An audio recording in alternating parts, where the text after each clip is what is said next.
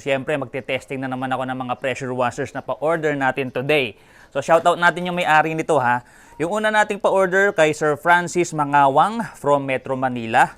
Yung pangalawa natin, shoutout kay Sir Pony Gilos from Agusan del Sur. Yung pangatlo natin, shoutout kay Guillermo Boscato from Holusolu. At yung pang-apat natin kay Sir Wilfredo Casio Meparanum from Lanao del Norte. So, pakita ko lang sa inyo mga kaibigan na itong pressure washer natin, pwede siyang ang source ng tubig directly sa ating mga gripo. So, dito meron ako ditong hose na mahaba papunta sa gripo mga kaibigan. At syempre, yung connector na ginamit ko, yung kasama sa package.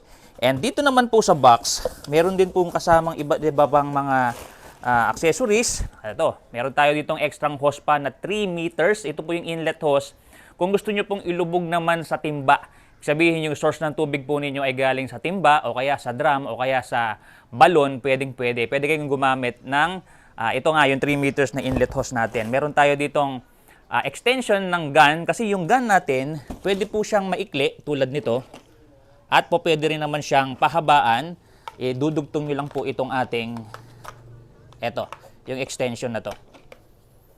Ayan, so kung meron kayong mga hard to reach area na lilinisan o kaya yung mahirap abutin, gusto nyo pa po na magkaroon ng extended na spray doon sa inyong gun, pwede po yan.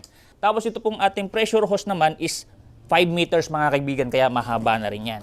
Tapos meron tayo dito syempre manual, nandito yung tornilyo, nandito na rin po yung pangtanggal ng bara. Ito may metal dito. Kumpleto na po yan. Meron na po tayo dito mga connectors, may filter. Ang importante, meron na po tayong foam dispenser. So kaya nga tayo bibili ng pressure washer natin para po pwedeng pang car wash, pang motor wash, pang linis or pang sabon ng mga surfaces ng mga nililinisan ninyo. Ito, napakaganda. Lagyan nyo lang po ng liquid soap, ng car shampoo, pwede na kayong mag car wash. Ano pa ba yung nandito?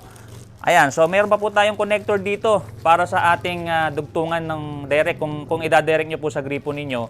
At meron tayo ditong accessory na ilalagay sa likod ng pressure washer natin para sabitan po ng mga accessories natin. Dito, yung aking connection naman ng power is extension lang mga kaibigan. So yung ensure nyo lang po na yung inyong extension is syempre medyo makapal, ano? Para kayanin po niya yung pressure washer natin. So isaksak natin 220 volts.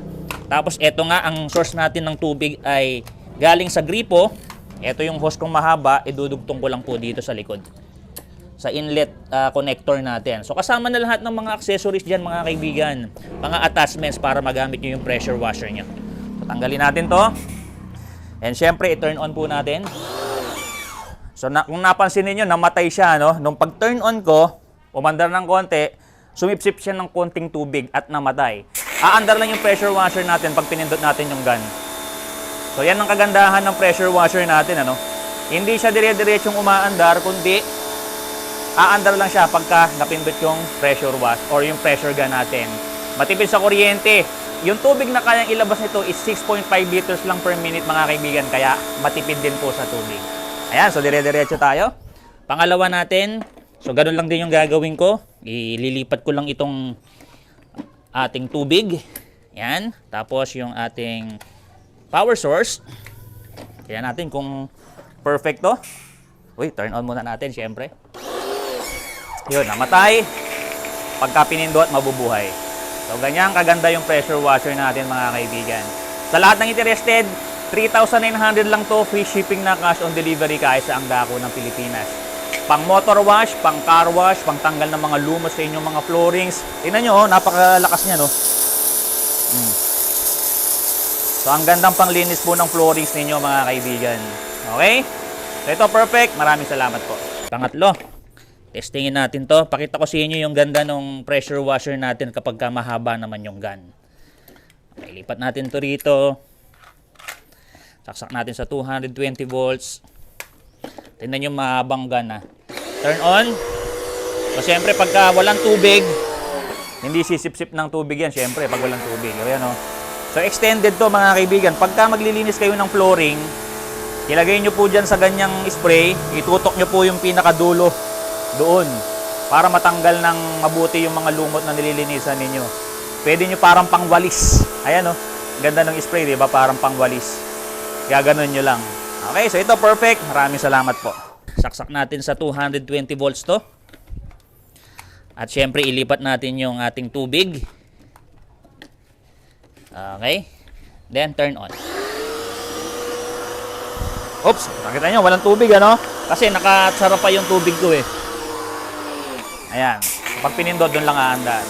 Okay, sa lahat ng interested mga kaibigan, 3,900 lang free shipping na cash on delivery kahit sa dako ng Pilipinas. Meron tayong 7 days replacement and 3 months warranty, kaya wala kayong katalo-talo. So ano pa hinihintay nyo? Order na mga kaibigan.